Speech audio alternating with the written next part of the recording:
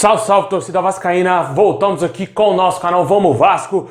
Pessoal, confirmado aí, Vasco entrará em campo no domingo contra o Macaé. Vamos falar disso aí também, vamos falar do Robinho, que foi especulado no Vasco. Vamos falar da real situação do jogador. Também vamos falar aí do Fred Guarim, que está voltando da Colômbia para ajudar o Vascão. E também vamos falar da venda do garoto Marrone, hein, pessoal, que já está confirmada, oficializada aí pelos clubes. Bom, pessoal, já peço para você deixar o seu like, se inscrever aqui no nosso canal, só clicar aqui no inscreva-se. Vamos em busca de 90 mil inscritos, falta muito pouco. Compartilha com seus amigos, se inscreve aqui no nosso canal, traz mais vascaínos aqui para a gente chegar nessa marca tão importante para o nosso canal. E em breve, quem sabe, podemos chegar aí a 100 mil inscritos. Seria um feito grandioso aqui para o nosso canal. Muito obrigado a todos aqueles que estão se inscrevendo todos os dias aqui. Também peço para você ativar o sininho das notificações para você receber todos os vídeos postados diariamente aqui no nosso canal. Lembrando, pessoal, que no final tem aquele salve para a galera que está sempre comentando aqui.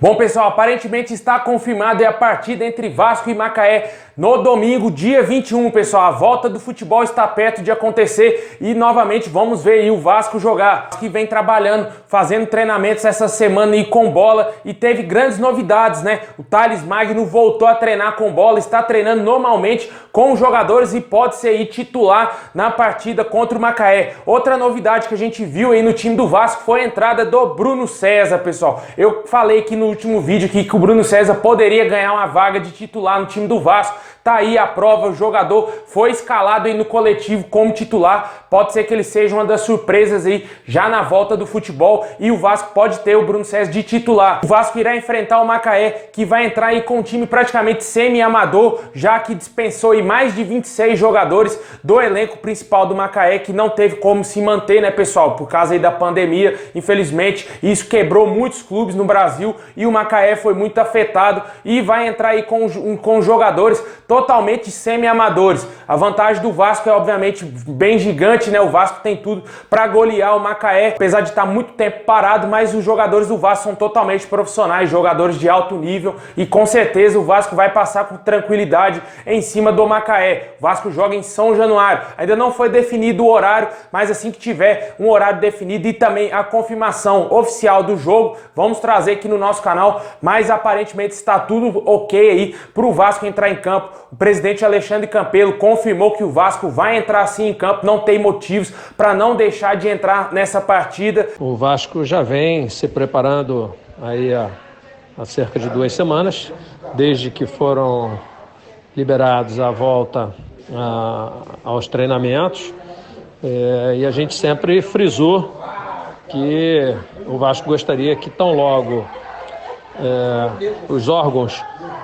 de saúde do estado e do município entendesse que era possível voltar ao futebol, que o campeonato fosse retomado. Acho que já está provado que existe segurança. Nós temos testado os nossos atletas e não houve nenhuma contaminação a partir do momento em que eles passaram a treinar sob o nosso comando e controle.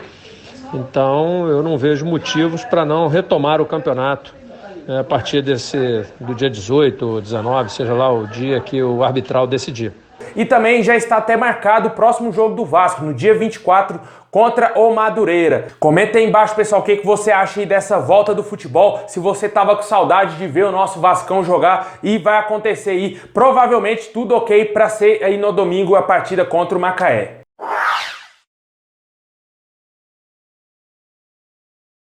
Como todo mundo já sabe, o Marrone foi vendido aí para o Atlético Mineiro. Ontem os clubes oficializaram aí o negócio. O Vasco irá receber de imediato cerca de 16 milhões de reais, um pouco a mais do que isso, e por 56% aí dos direitos do jogador. O Vasco ainda mantém 14% do jogador, que foi fixado aí no valor do passe dele em cerca de 1,5 milhão de euros, para uma possível negociação do Atlético Mineiro para algum outro clube. O Vasco tem como prioridade o pagamento aí de salários atrasados, pagar os funcionários, e conta aí com o pagamento de 2 folhas aí atrasadas com esse valor. Ainda é pouco, né, já que os jogadores estão muito mais tempo aí com os salários atrasados, aproximadamente mais de 4 meses, e infelizmente a situação do clube não se resolve somente com a venda do Marrone. Precisa aí de mais grana, precisa de mais renda, e com certeza o Vasco deve estar contando aí com a possível possível venda do Thales Magno aí para o futebol europeu, esperando que chegue aquela proposta ou com algum clube pague aí a multa do jogador, a multa rescisória,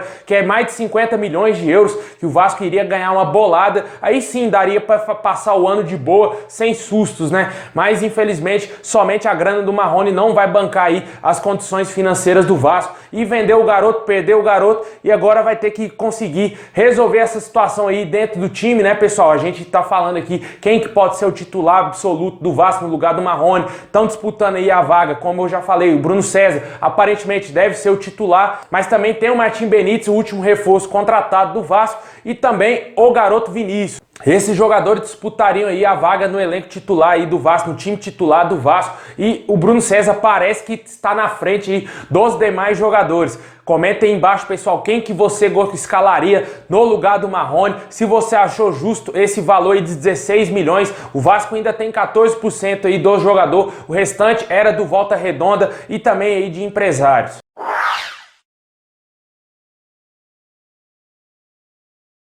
Bom, pessoal, ontem à noite teve uma notícia aí que assustou o torcedor vascaíno, né? O Fred Guarim poderia encontrar problemas para retornar ao Brasil aí, porque ele está na Colômbia por conta da pandemia, né? Ele foi lá ficar perto da sua família e o governo colombiano poderia impedir o jogador de voltar para o Brasil. Mas parece que ele conseguiu aí essa liberação, está tudo ok, o jogador deve retornar ao Vasco essa semana. Fred Guarim, que é um jogador muito importante aí, o Vasco que vai retomar, já retomou as atividades e vai voltar a campo aí já no próximo domingo. E o Fred Guarim, infelizmente, não vai estar em campo, mas eu acredito que depois da partida contra o Madureira, nas próximas rodadas, o Fred Guarim provavelmente deverá entrar em campo aí com a camisa do Vasco. Ainda não se tem uma previsão de quando irá voltar ao Campeonato Brasileiro. Pode ser que o Guarim, se ele não se recuperar aí, não entrar na parte física rapidamente, ele nem jogue no Campeonato Carioca e somente no Campeonato Brasileiro. Vamos aguardar aí, ver como que vai estar a situação física do jogador e se ele vai conseguir ainda disputar alguma partida no Campeonato Carioca.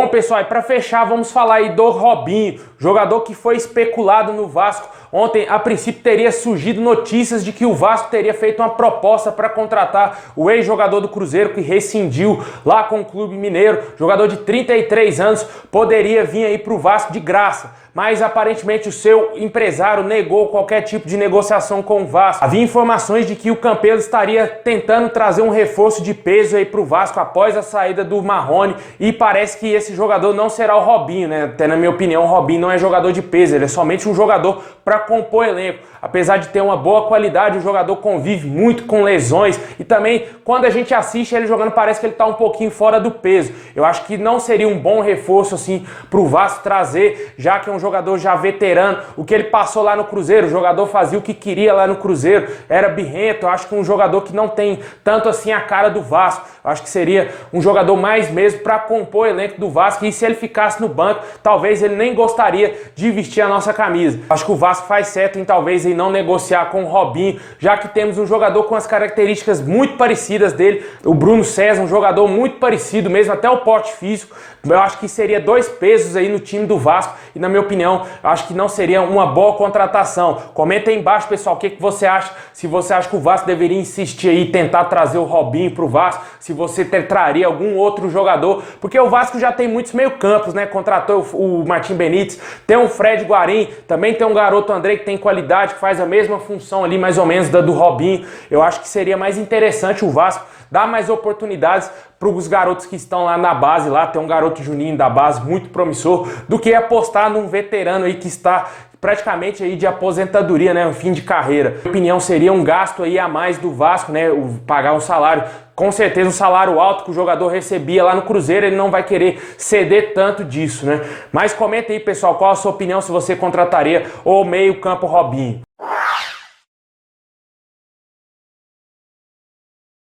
Bom, pessoal, é isso aí. Muito obrigado a todos vocês. Comenta aqui embaixo sobre a volta do futebol. Domingão aí, parece que vai ter o Vasco, hein, pessoal? Vasco e Macaé, lá em São Januário. Também fala aí sobre o Robinho, que foi especulado no Vasco, que aparentemente ainda não existe nenhum tipo de negociações, mas se tiver algum tipo de avanço, vamos trazer aqui no nosso canal. Também fala aí sobre a volta do Fred Guarim, o Bruno César de titular no primeiro coletivo aí do Vasco e a volta também aí do Thales Magno. Bom, pessoal, agora é a parte que eu mando salve pra galera que tá sempre sempre ligado aqui no nosso canal, muito obrigado mesmo. Quero mandar um forte abraço aí pro José Roberto em Viana, no Espírito Santo, muito obrigado. Um abraço pro Anderson Mota em Coari, no Amazonas, o Carlos Alexandre em Sapezal, lá no Mato Grosso, o Marco Antônio em Vila Velha, lá no Espírito Santo, o Ricardo Lima, ele pediu um abraço pros vascaínos de Paulo Afonso, lá na Bahia. Forte abraço, Ricardo, um abraço aí pros vascaínos aí da Bahia. Abraço também pro Carlos Costa, lá na Bahia também. O Assis Lima, ele pediu um salve para sua esposa, Sueli Ramos. Eles estão em Dom Inocêncio,